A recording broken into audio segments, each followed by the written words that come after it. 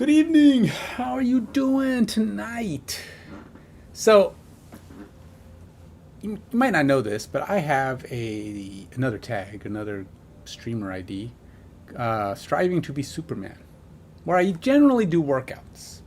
It's on both YouTube and Twitch as well. But when I do various online streaming workouts, I've done Insanity, Beast Body, P90X. I've done some Peloton. I've done some spin intervals, and currently I'm doing Cali Move, which is a calisthenics program that's really long, and it's going to take me 2 years almost to get it done. And what does that have to do with Marvel Snap? Well, my latest state of the game that I did prior, which was talking about all the upcoming cool things that they're planning, I forgot to switch my gamer tag or my streaming tag, and I put it all on Striving to be Superman. No need to fear. As soon as it's available for download, I will download it, and I plan to edit it, tweak it, do some little stuff to it, and I'll re-upload it to this tag here on. But if you want to see the unedited version, jump on over to YouTube and check that out. YouTube's Striving to be Superman, if you want to see it in its unedited glory or less glorious state. I don't know. I guess it depends on what you think between edited and not. There wasn't any chatting going on, and it was pretty focused, except for the few times I digressed, which I will, of course, eliminate as needed. From the edited version, it's not terribly long. I think it's about 15, 20 minutes, maybe. I do get chatty sometimes, so it could be longer. But anyway, this one is not about the cool and upcoming features of Marvel Snap. This one is more about what they already got coming. I mean, what they know for sure, what the things that they are going to do this month. And really what it is it's a review of upcoming cards. Now, as you know already, we have Kyra. I believe it's Kyra. She is the flavor of the month. She is. I did get her actually on my first try, surprisingly enough. I got her, I think, I have collection keys. I clicked and voila, got her on the first try, so I didn't have to waste any keys because I kind of wanted her. I like her protective aspects for me. I hate them for other people. Because of course I want to kill their cards. As you know, my latest deck, if you've watched any of my current videos, is called Destroyer. And no, it's not the destroyers of all these other people. I destroy other people's cards because, wow, they don't deserve to have them when they're playing me. So, and the deck has actually been doing pretty well, as you can see probably in this very poorly lit. Let's see if I can change the brightness on this. There you go. I think, it goes all the way to the top. There you go. That's about, I think that's as bright as it gets. Let's see if I can move this into a place where you can see it. Oh, this is terrible. Why is it jumping around? Okay, so here we go. Destroyer. See, it's running about a 63% right now of the latest 123 games. Is that right? No, 113 games. I don't know how to add. It's averaged about 63%, and that's my Destroyer deck. It's actually, this Rule of 3 deck of mine, it's having a bad run. It's normally about a 60-some% deck as well. It's been failing miserably. And then Biggin's keeping its own, but as you can see, I've only played like 13 games with it in this session. I don't even know when it resets a session because I close the game, I come back, it still says the same session. It'll do that for a day or two, and then maybe when I reboot my computer or turn it off, then it does another session. I don't know how it works, but over the life of Destroyer, which I've probably played a couple hundred games, it is doing about 60 some odd percent. So it's actually a pretty good deck. So, and it's unique because I don't see other people playing it, so I like it. Now, other people playing it, there's other Destroyer decks out there. You might know them as Gambit Wong, or Gambit Wong and Odin all together, and they just like to take crap out, But you throw them in with some various discard cards and other things. But mine is not that. And so if you ever want to see me playing that, feel free to come by on one of my mission clearing videos, and you'll get to see me destroy some stuff. And as you know, most decks that are referred to as destruction decks or destroy decks are referring to destroying themselves. I call those self-destruction decks because, well, you're destroying your own cards. So it's not really a destroyer, you're a destroyee. So keep that in mind. Anyway, let's go talk about some new cards. So Kyera. As you know, this is one that's already out. She is one of 2 cards that's brand new to this week, the first week of the season pass. And of the 2, I like her better. As you know, the other one is Scar. Scar I don't have. I did not buy this month's season pass because, again, not that impressed with Scar. I do kind of like the Silver Surfer, but, you know, I've got enough Silver Surfer right now. So let's hold off. I might change my mind by the end of the month. If you want me to get the season pass, you could always back me on Patreon and say, hey, go buy that season pass. I want to see you play with Scar. Which, of course, I will because, hey, somebody wants to pay for me to do season. If somebody wants to pay for me to buy it, then hey, I'll do it. But hey, I'm beyond that. Let's go look at these cards. What do I think of Kyera? I'm going to tell you. I think she's going to result in a lot more playing of big cards. People are going to feel a lot more safe. You can throw Kyera and armor in a deck, and I tell you, it's really messing with my destroyer deck. All you people out there playing Kyera and armor and playing big old cards to go with it, shame on you. You're wrecking my deck. Cut it out. You see Active Mind Gamer coming? Run. Change your deck. Go do something else. I do have stuff in there to deal with it, and I've had some pretty cool finishes. A person thinks that their armor and their Kyera are protecting them, and whack! In comes Enchantress with a follow-up slap in the face by Spider-Man 2099, or maybe I just wipe it out with my slight lead, drop down Negasonic on the same spot. You're like, hey, I'm all safe here. Oh no, my stuff is disabled. My card's about to flip over. He put Negasonic up. Blob is toast. That's always fun. But anyway, I like to shoot it down, but it's a pain in the butt to do. So my preference is stop playing it. I may have to figure out how to get more cards in there. My destruction deck's going to have to start carrying Echo. And Echo's easier to work around, though, right? I mean, even if you get it down right away, you can say, well, I guess I just don't put my cards there. I'll go somewhere else. And besides, Echo has to block Kyera. I can't block Kyera very easily, right? She just goes somewhere else, and you can put your cards anywhere you want. So then you got to throw in Rogue. You know, there's just so many ways to stop it, but it also messes with the synergies of my deck. So stop it. In the meantime, hey, feel free to try to kill my cards when I have Kyera in my deck. Because, you know. All right, let's go on with it. The next card that came out this week is Scar. Scar is part of the season pass. He comes out. This is like Planet Hulk month, right? So you get this guy. What do I have to say about Scar? I think he's not worth it. I do. I think he's not worth it. 6'11". It's kind of mediocre. He's not even Hulk-sized, right? Yes, he gets cheaper, and yes, if you can get 3 big guys in play, he's only, he's 0. 2 big guys, you might pull off, get him down to 2, which is still really good. It's a 211, right? But it's a lot of work, and I've seen people pull it off.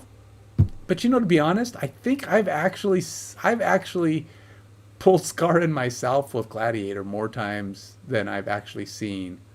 Scar kill anything, played on me. Most of the time, he doesn't seem to hit the table unless I pull him in. So I go pull Gladiator. All right, let's kill something. Whoosh. Oh, bummer! I pulled Scar, or any number of his friends that are going to be in that deck because they always play lots of big guys. They're playing Jubilee. They're playing. All the cards that go with Scar are like Lockjaw, Jubilee, and of course a number of big characters. Easy to put down She-Hulk, You're playing it with Psylocke. All these ways to get at least 2 down on 4 and 5. Get a couple 10s down. If you're playing, you can play some 4-cost 10s like Typhoid Mary or Doc Ock. And so you might have a chance to get a 3, 4, and a 5 in. You throw in how many 10s are there? There's not that many 5-cost 10s, but the most popular is Red Skull. He's pretty massive. Then you've also got there's a lot of 4s. I mean, that are at least 10. So yeah, they exist. They usually come with their own negatives, but hey, you're gonna have drop Scar in there if you can get them all down.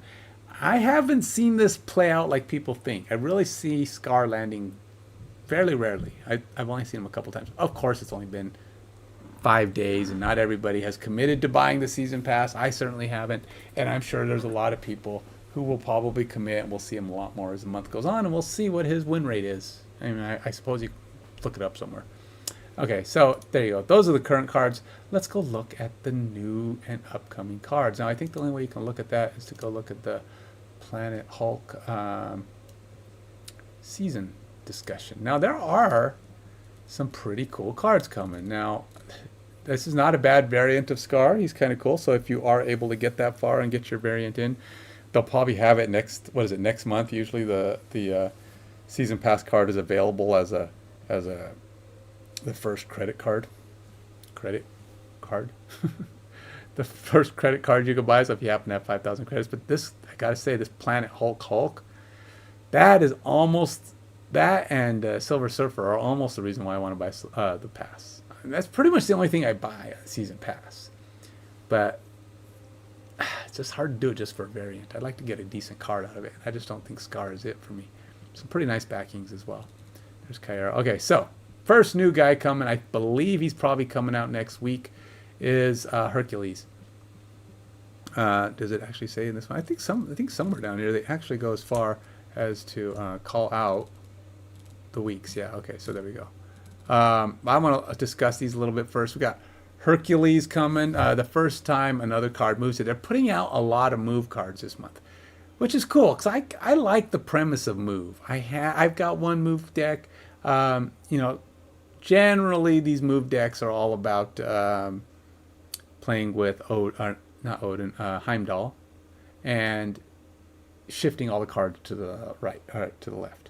And there's some decks like they play with Phoenix Force and Torch and all varieties of those. And they play with multiple man because he can't be killed. He just bounces all. Well, he can be killed, but he just splits himself up everywhere, so he never actually moves. So there's all these strategies of playing that thing, and they're all good. They're all solid game decks. You got to get the upper hand on them with my Destroyer deck as quickly as possible. Then eventually that kind of breaks down. Kill enough of their cards, and they're like, I quit. And that's what happens a lot. That's why I got to snap more often, because I end up winning a lot just on people quitting, so I don't get the 4s and the 8s as often as I'd like. But they always think that, he's already killed one, or he's already killed 2. He doesn't realize that I've got more up my sleeve than they think. Anyway, so Hercules. First time another card moves here each turn, move it again. So he's going to be huge with Torch. People are going to love to move him with Torch. You put him on the right. But the thing is, he's a 4-cost, right? So you got to get him in kind of cheap so he can start creating a little bit of those synergies. But if you can move him after you play him, move Torch, call him over and then he'll move away. So that's basically 2 moves. You only got to move Torch twice for him to become a 12, and that's a 1/12. So, right? It's 1, 2, 2, turns 2, 4, moves again, 8. Okay, maybe. Okay, I guess he doesn't actually hit. He doesn't hit 12. He hits 16, and you'll need another move. But easy enough. There's lots of ways to move him. You could, especially if you do the Torch thing, right? You move somebody, you move him over to Hercules on turn 5, or even on turn 4, the same move that he comes in. And then, you play, some of those synergies are going to be tough. He is a 4-cost. So you may only get a couple moves with things like Torch. But hey, if you could do it with multiple man's going to come in. He'll bounce right off, leave a card behind. Move. So he'll be leaving cards everywhere too. So you only have to do those kind of things once. I mean, think about it. You put him on the left and you do a Heimdall. shift everybody right into Hercules. All those cards shift again and come back. Ugh, what a mess. I'm not gonna enjoy seeing Hercules and his stuff, but I wouldn't mind having him. I think he'd be fun to try. I've never actually played a Heimdall move deck. Um, because so many people already were playing it. Don't see it as much lately, but these cards this month gonna bring move back. I could see this also working for other cards as well. There's other things that could benefit. I wish that Spider-Man 2099 could kill more than once, but um,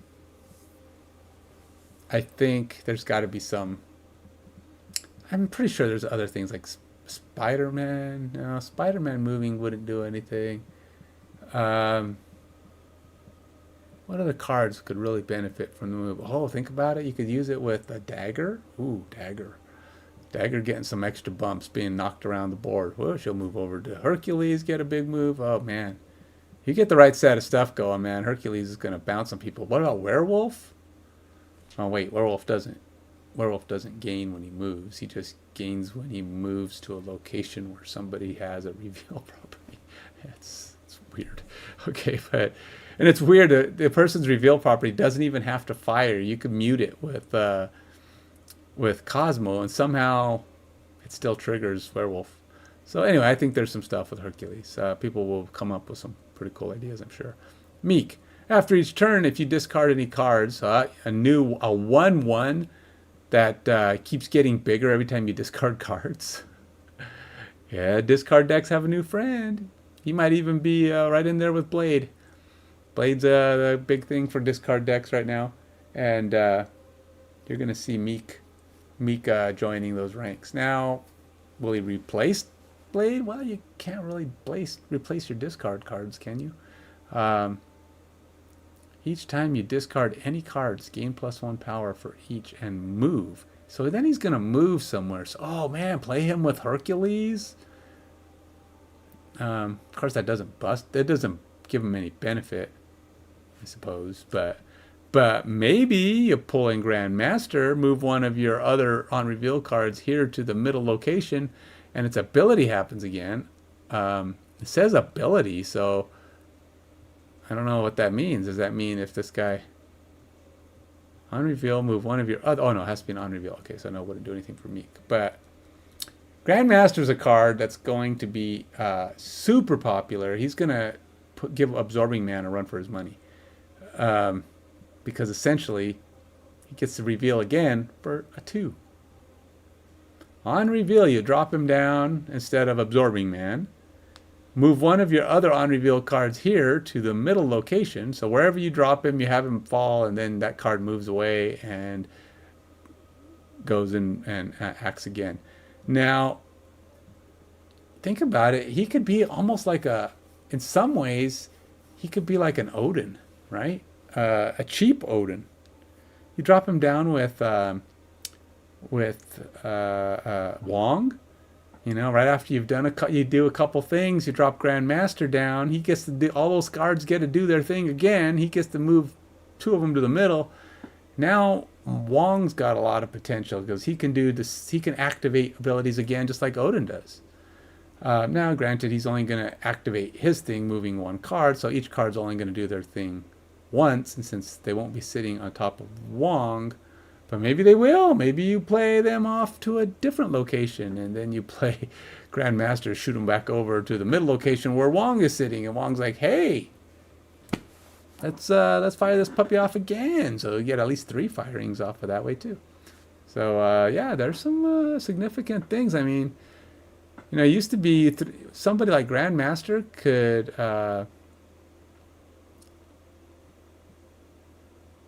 work maybe around Cosmo, maybe send him away. Let's see, you'd have to play him on a spot where Cosmo isn't. Ship him to the middle. Yeah, but I suppose Cosmo could block him on that spot. Yeah, I don't know, maybe not. But I'm sure there's stuff you can do that's pretty cool with him. I think Grandmaster is going to be big. I'm going to use Grandmaster. I want Grandmaster. I am going to try and get Grandmaster. Beta Ray Bill, the new and improved, higher, more powerful, more expensive version of Thor. As you can see, he's a 4/5 instead of a 3/4. But he also doubles when you manage to play Stormbreaker. It's the exact same card, but you have to, again, you have to play it. So you do have to get it. So as long as you can get it down by turn 4, um, you have a shot, right? I mean, Thor doesn't always get his, Mjolnir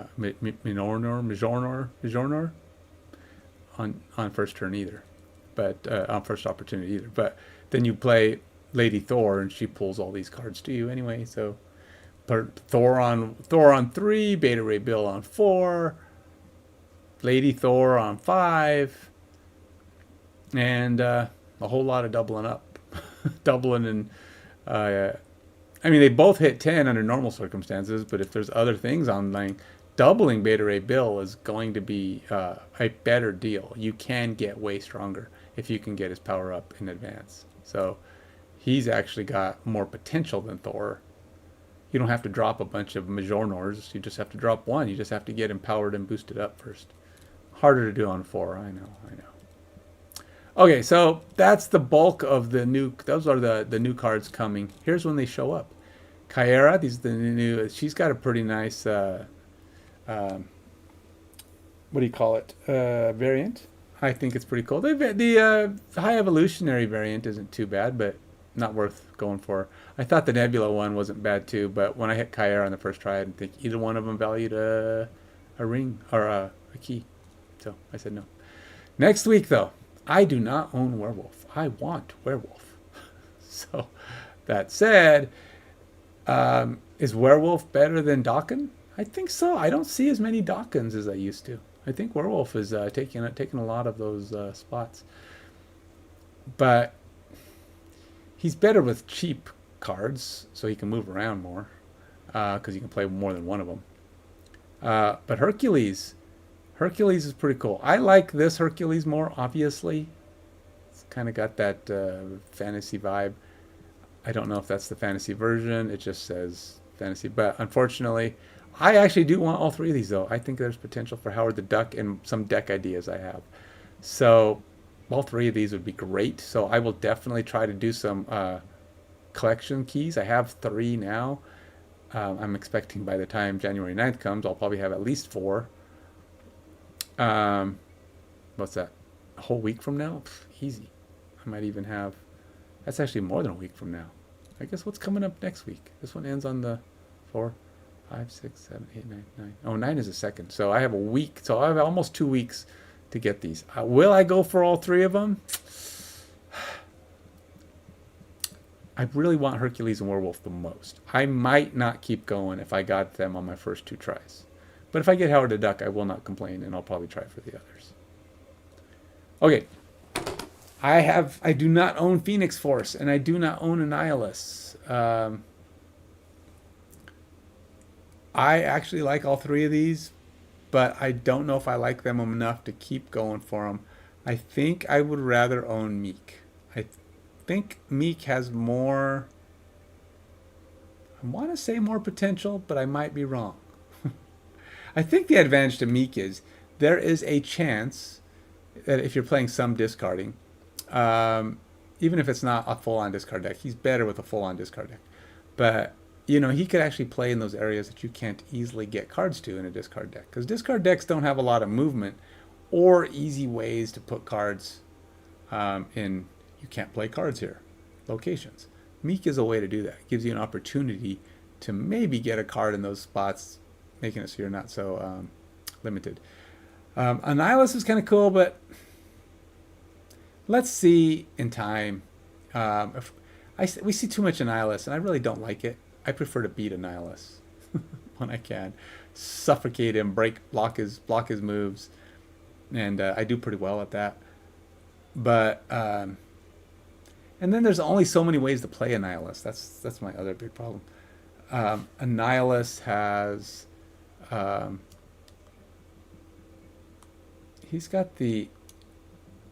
Oops. What am I doing here? Hold on. I'm trying to get a background here that's not so dark, because it's really blacking things up here.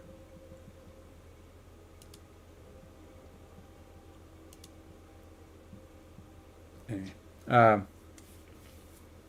So I think there's not a lot of variety with Annihilus. I think hey, give them your negatives. And it's the same cards you throw in there. There's a lot of possible negatives. You can play it with hazmat. You can play it with, debris. You play it with sentry. There's a lot of cards you can play with a nihilist. I just don't think there's a lot of variety there. I think you basically got to play the same deck or some minor variety of a variation of it. So, yeah. I mean, there's so many versions of Surfer decks, so many things you can do, so many flavors that you can build with a Surfer deck. My Destroy deck is, I don't know how many versions of it there are, but I haven't seen very many people play it, so I think it's unique in that aspect alone. Okay, another one. I believe I have Hit Monkey. I think I do. I don't use him very often. I haven't really got around to building anything around him yet. I do want Grandmaster. He's going to be huge. He's going to be big. He's playable. I could see him used in a lot of different decks. So he's kind of one of those guys you're going to see very frequently. I hate Loki. I hate him. I hate him with a passion. I hate my deck, my cards being played against me. It's so annoying. Plus, I think they haven't yet, but I feel like they need to nerf Loki. I really do. Okay, for one, it's silly. There's so many ways to reduce the price of cards. So the first thing you do on the first couple of turns is you play, you play Quinjet, you play Ravonna, you play Zabu. I don't care. You just play a bunch of cheapenizer cards, cards that make your cards cheaper, and then you play Loki, who takes another one off. And then he gets to play. It doesn't matter how expensive your deck is or how expensive the cards are in your deck. He gets to play them all for almost nothing. It's stupid. It's stupid beyond stupidity. Loki should not. No. If he's going to take your cards, he should not get a subtract one from it. Then I can understand. Okay, so all the other cards do their thing, but why does Loki get to add another reduction cost? I mean, there's so many cards that already steal from you. What about what's her face? Mirage takes a card from you, makes it one cheaper. I mean, everybody's making your card. They steal cards from you and make them cheaper. Why? It's like, oh well, I don't need to put cards in my deck. They're cheaper if I take the other person's cards. They're cheaper if I take them from my opponent, which is true. Play with Quinjet. All your stuff is cheap. Now, granted, you don't get Loki down until what, turn 5? Or is he a 4? Oh, he's dumb. So here it is, the final month, final week. I have Elsa. I am not a huge fan of this Alpha variant, and I really can't tell what that. Oh, okay, that's actually not too bad for Beta Ray. I do not own Galactus either. I would not get mine. I would go for this at least until I get Beta Ray Bill. I'd hope I get Galactus and Beta Ray Bill because I don't need another Elsa. Certainly not that one. I'd try at least once. I want Galactus, but I don't need him greatly. But January 30th, that's the one to get Beta Ray Bill if you want. And I think that's it. There are some new territories. We don't need to talk about them too much. Going to be given random 10 power cards, 10 or more power cards to the player. So you can decide what you want to do. But it's still regular cost. Just the card to fill your hand. Crown City. Does it say when these ones are coming? It does not. Whoever's winning here gets +4 power at adjacent locations. So basically, this city is Miss Marvel. Without any, all you have to do is be winning, right? That's actually a pretty strong location.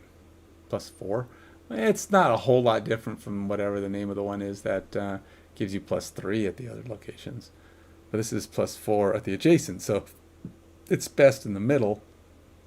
It's a little weaker on the right or left. There you go. There's my state of the game, upcoming cards, the future of the month, things to look forward to. Let me know what you think. And follow. I don't mind if you like this kind of content, please follow. Let me know what you think. And leave your comments about what your favorite upcoming cards are.